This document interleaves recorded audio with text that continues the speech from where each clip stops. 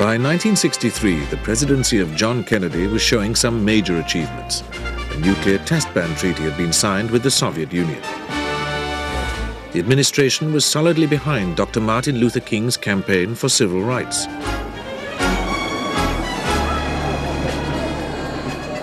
And the youthful president was internationally acclaimed as the West's leader.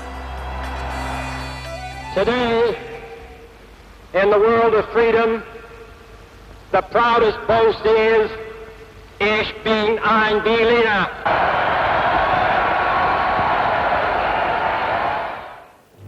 On the 22nd of November, the president and his wife Jackie arrive at Love Field, Dallas, during a fundraising trip to Texas.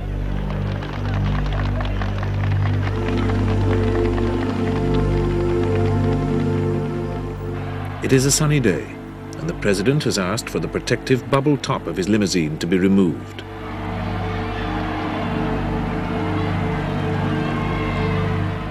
At 12:29, the motorcade enters Dealey Plaza.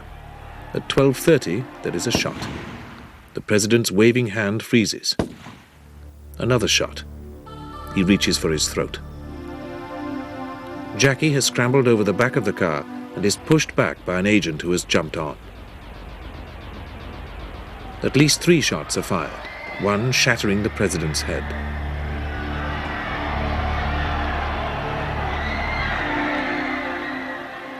As the president's car races away to a hospital, one of the police motorcyclists dismounts and runs into the Texas Book Depository, believing the shots have come from there.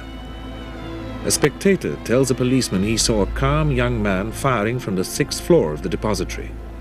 An employee, Lee Harvey Oswald, slips out of the building. At Parkland Memorial Hospital, a doctor opens a wound in the front of the president's neck and inserts a tube in an effort to keep him alive. At 1:03, President Kennedy dies. A wave of grief spreads across Dallas, the United States, and the world. At 2:38, Lyndon B. Johnson is sworn in as president. Jackie stands beside him in a blood-stained suit.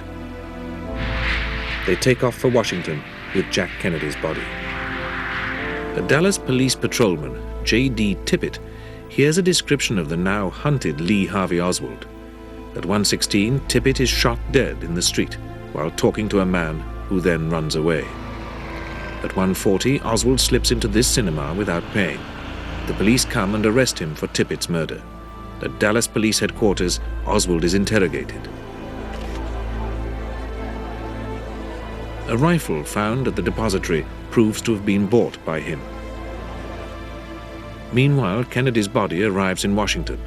Only now is it taken for a full post-mortem examination to Bethesda Naval Hospital.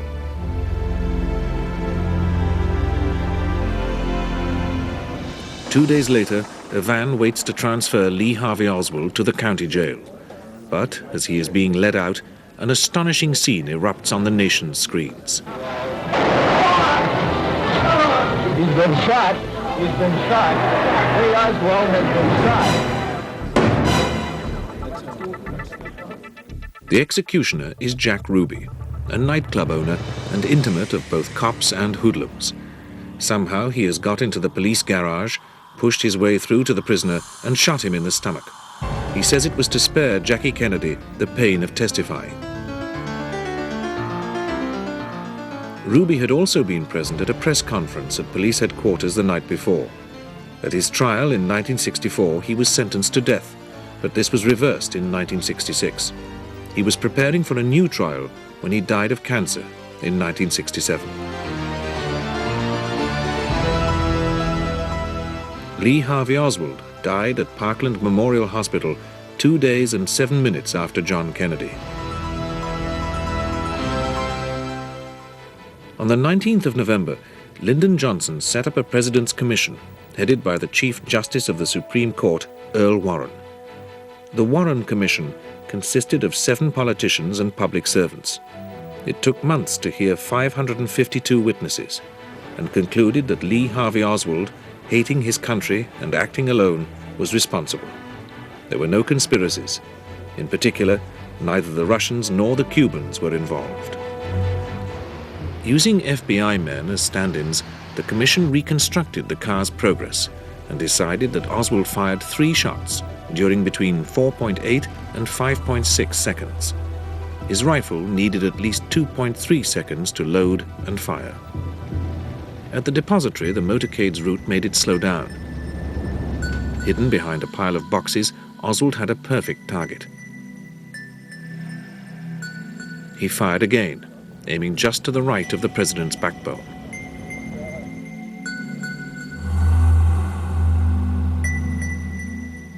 This entered Kennedy's back, emerging just below the Adam's apple. It then entered Governor John Connally's right shoulder, passing through his chest, hitting his right wrist and coming to rest in his left thigh. One bullet hitting both of them explained why only 3 shots were needed. The third shot shattered Kennedy's skull. He fell limp into Jackie's lap. She cried out, "Oh my God, they killed my husband." Blood covered the back seat of the car.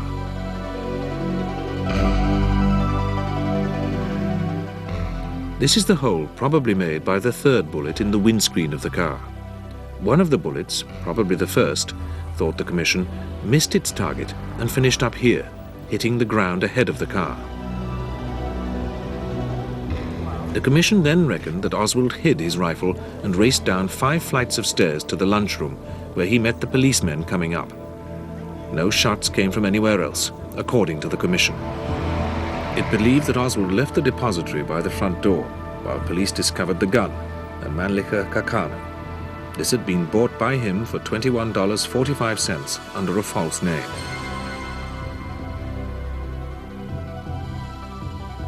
One of the bullets it fired was found at the hospital in almost pristine condition. The commission reckoned that this was the bullet which had hit both Kennedy and Connally, and that it had retained its shape despite passing through bone and muscle. The commission also concluded that Oswald killed Tippit when the patrolman had got out of his car to confront him. Oswald shot Tippit in the head, chest and stomach and ran to the cinema, reloading his revolver. He was spotted, the place surrounded, and he was arrested. There was a chaotic midnight press conference. Full name is Lee Harvey Oswald, O-S-W-A-L-D. Oswald denied any part in both the Kennedy and Tippit homicides, saying, "I never killed anybody, no sir," and complaining that he was just a patsy. I don't know what this is all about. No, sir, I didn't.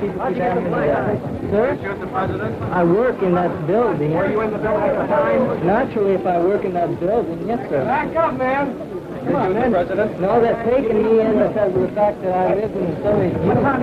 I'm just a patsy. He remained consistent throughout his interrogation, denying that photographs of him were genuine and refusing to take a lie detector test. I've been photographing a teacher, and now they're taking me to the line out among these men. That will be picked out. Born in New Orleans in 1939, Lee Oswald never took school seriously. At 17, he joined the Marines and learned sharpshooting. Assigned to Japan, he studied Russian. In 1959, he left the Marines, defected to Russia, married, and brought his wife back to Texas. The commission concluded that he was a militant left-winger there, accepting this photograph as proof. Another showed him handing out pro-Castro leaflets, but skeptics later said he was merely attempting to infiltrate the movement. The conclusions of the Warren Commission were first greeted with relief, but not everyone was convinced. Among the earliest critics of the commission was the district attorney of New Orleans, Jim Garrison. He believed that the assassination was a plot by dissident elements in the CIA. I believe the Warren Commission was wrong and will be shown to be wrong. Garrison was swiftly followed by a host of other critics who began to point out major inconsistencies in the detailed scenario put forward by the Warren Commission. Soon new theories abounded, and calls were being made for fresh investigations. Among the many objections to the Commission's conclusions was the extraordinary path it claimed was taken by what was mockingly labelled the magic bullet. Could it really have caused 7 wounds and turned corners and yet remained almost intact? If it didn't, the short time span of the firing meant there had to be a second gunman probably firing from in front of the car. To avoid reaching that inconvenient judgment, the Commission also had to ignore the failure of expert sharpshooters to aim and fire a cheap rifle like Oswald's accurately in that time. And his had proved to have defective sights. Photographic evidence showed that President Kennedy jerked backwards when he was hit. To most people, this suggested that he was hit from the front. But believers in a single gunman said that the brace he wore for a back injury forced his head backwards, although he was hit from behind. However, if this were so, why were the 2 motorcycle riders behind him covered in his blood? And no fewer than 51 people said they heard shots coming from this grassy knoll in front of the car. At least 8 people reported seeing puffs of smoke. At the hospital, there was no immediate confusion over which of Kennedy's wounds were caused by bullets going in and which bullets coming out. The doctors were sure that the wound in his throat was an entrance wound. If so, the shot came from in front of him.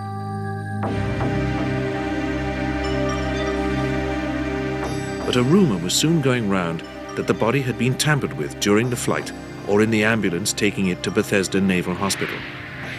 The head wound was significantly smaller in Dallas than in Washington. And although the corpse left wrapped in sheets, it was reported to have arrived in a zippered bag. Another area of controversy was on whose side Oswald was working in New Orleans when he handed out pro-Castro leaflets. The Commission accepted these on their face value, but there is strong evidence that he was actually allied to anti-Castro activists.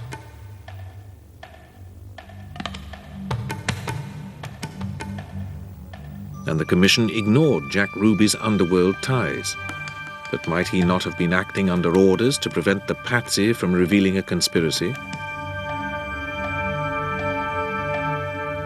All these questions worried America.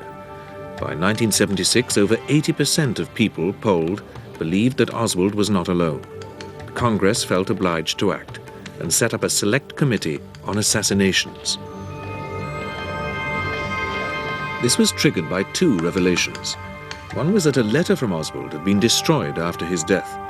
It was to FBI agent James Hosty, who had been involved with Oswald in New Orleans, but Hosty had failed to mention it to the Warren Commission. The other catalyst was the discovery that the CIA had masterminded several attempts on the life of Fidel Castro, suggesting a rogue element within this government agency.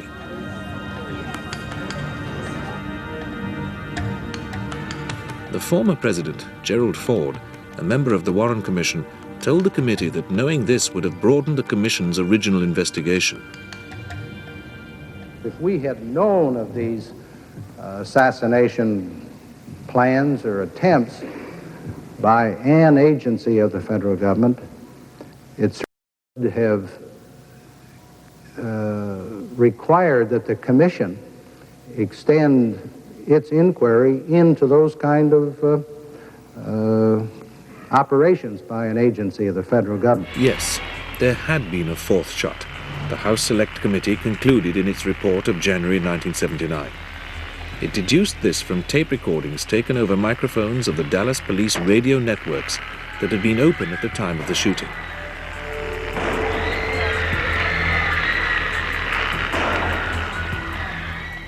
Advanced acoustical equipment pinpointed the grassy knoll as the source of the 3rd of 4 shots. The committee determined that at least one other gunman had been firing. Its other major conclusion was that there probably had been a conspiracy, but that neither the CIA nor the FBI were involved. So who was? If Oswald didn't plan the assassination, who did? A wide choice has been suggested over the years, one of the first being the Soviet Union.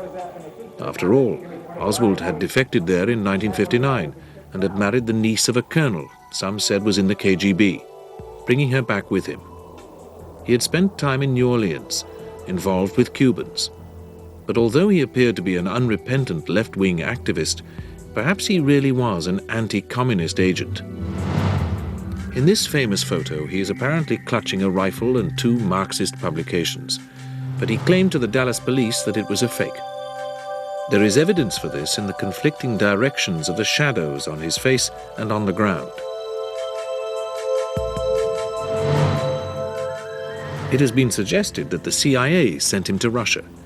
Perhaps he really was one of its moles. Certainly, while he was in New Orleans, Oswald had links with people suspected of working for the CIA. These included Guy Bannister, a former FBI agent. Oswald used his address for the Fair Play for Cuba Committee. Another contact was a pilot, David Ferry, who knew Oswald when he was a teenager. He flew missions into Cuba for the CIA. One theory says that renegade elements within the agency used Oswald as their patsy. The CIA did claim he went to Mexico City to get visas to go to Cuba and the Soviet Union. But when asked for a photo they took of him there, they produced this one, of somebody who was clearly not Lee Harvey Oswald. Ferry died soon after being implicated in the case, supposedly from a ruptured blood vessel.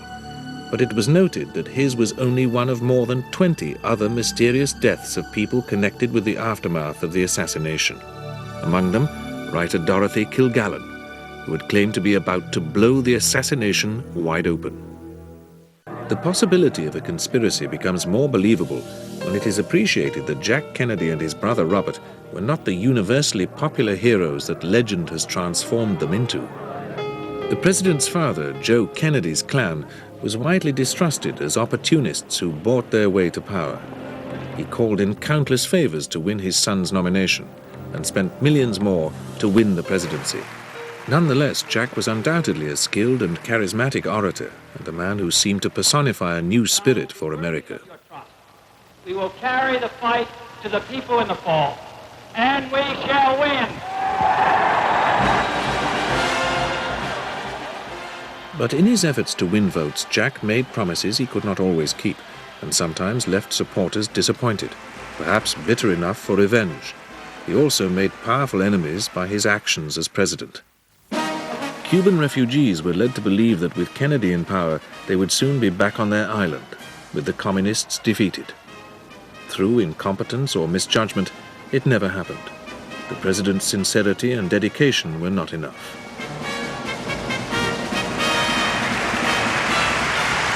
I can assure you that this flag will be returned to this brigade in a free Havana. Instead came the humiliation of the Bay of Pigs, when a CIA-sponsored attempt to land a force of exiles on Cuba ended in disaster. While Castro crowed and swore vengeance, the exiles blamed the 1961 catastrophe on Kennedy's last-minute withdrawal of air support.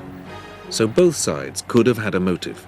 In particular, the exiles, since by 1963 Kennedy was showing himself ready to compromise with Castro. He was able to do so because he had proved his toughness a few months before, when Cuba once more became a critical flashpoint. The Soviet leader Nikita Khrushchev attempted to install nuclear missiles on the island. This time the young president made no mistakes. He refused to back down in his determination to get them removed. He announced a blockade of the island. Then he showed that he would be ready to launch a full-scale attack. Khrushchev backed down and might possibly have sought revenge, but Kennedy was soon back negotiating a test ban treaty with him. No one was more hostile than the Southerners of the far right. Not only were the Kennedys showing themselves soft on communism and in favor of civil rights for black citizens throughout the South, but Kennedy had hurt their pockets by scaling back oil depletion tax credits. He had also fired their local military hero, General Edwin Walker, for handing out right-wing literature to his troops. There was also the belief that Kennedy was preparing to dump Lyndon Johnson, one of the South's most powerful politicians, as his vice president for the 1964 election. The strength of some Southerners' feelings can be seen in this handbill, given out just before Kennedy arrived in Dallas. No one was more bitter at Kennedy's betrayal of the Cuban exiles than the team known as Operation Mongoose, which he had set up to coordinate anti-Castro activities. One of the most popular theories with conspiracy researchers is that Oswald was a low-level naval intelligence agent set up as a patsy by Mongoose members.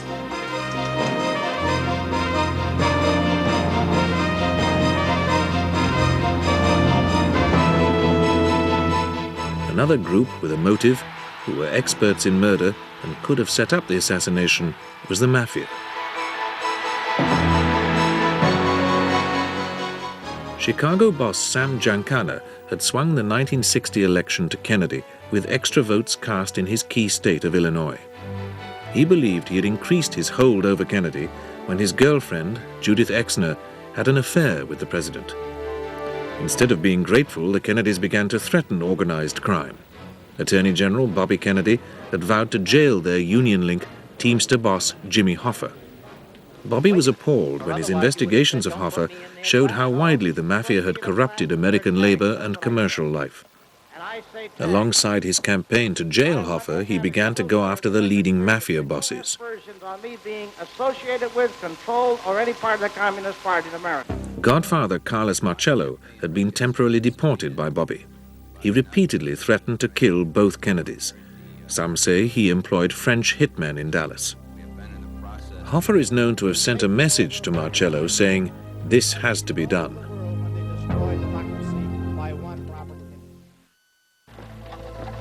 On the 25th of November, 1963, John Fitzgerald Kennedy was buried at Arlington National Cemetery. 1 million mourners lined the streets of Washington, and countless millions more joined them through television. It seemed that the finest hopes of a generation were being buried that day. What cannot be in doubt is that the assassin, or assassins, had changed history.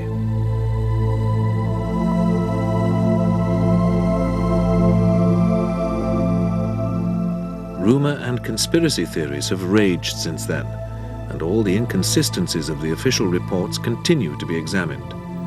But what now seems uncertain is whether a final answer to one of the century's greatest mysteries can ever be given.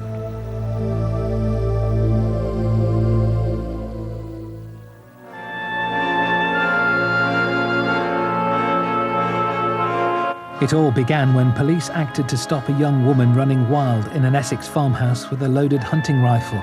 By the time it had ended, Jeremy Bamber had come within an ace of pulling off the perfect murder. Saturday's Great Crimes and Trials Double continues after the break.